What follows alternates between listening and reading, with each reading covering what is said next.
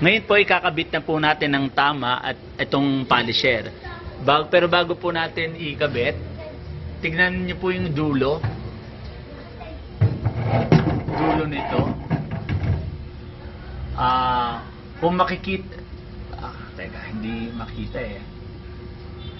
Nakikita niyo po, kung baka lang po hindi malinaw, pero yan po ay may gatla.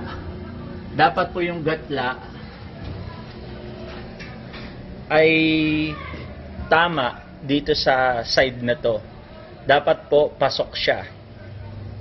No? Dapat po pasok siya. Okay? Ilalagay na po natin ang polisher.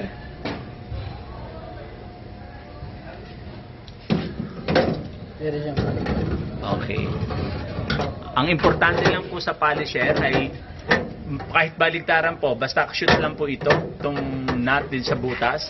At pangalawa po, dapat po pag hinawakan nyo ang ilalim nito, walang siwang, walang space. Paano po nangyayari kung bakit may space? Ito po ngayon, sa ngayon, pag tinignan nyo, ay wala po siyang space. Ano po ang kadalasang pagkakamali? Kapag hinatak po ito uli at ibinalik ko,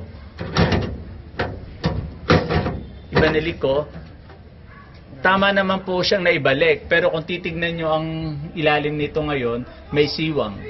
Bakit po nangyayari yon? Kasi po yung dulo nito ay mabigat. Nangyayari pag pinasok nyo, nakatungo siya. Kailangan po pag pinasok nyo siya, pantay. So paano po gagawin? Ahatakin natin yung ibabaw, itutulak po natin sa ilalim mabuti.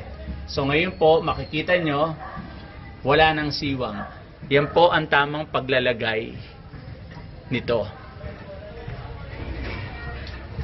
Ngayon naman po, ilalagay na po natin ito pabalik. Siguraduhin lang po natin na maipasok muna natin dun sa butas sa ilalim, sa selector. Sa ibaba po. Okay? Siguraduhin po natin na hindi siya tumatama itong metal sa metal. Tapos po, ibobolt na po natin.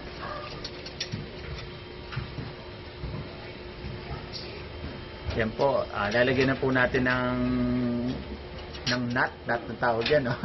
Ng mga washer muna bago yung nut.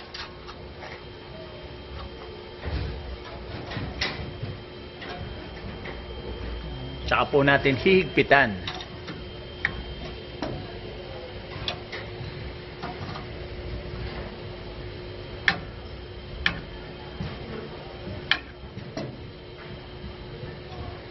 Okay.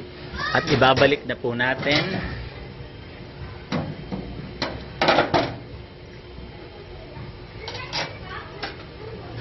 Yan po ang tamang pagkalas at pagbalik ng ating polishing screen.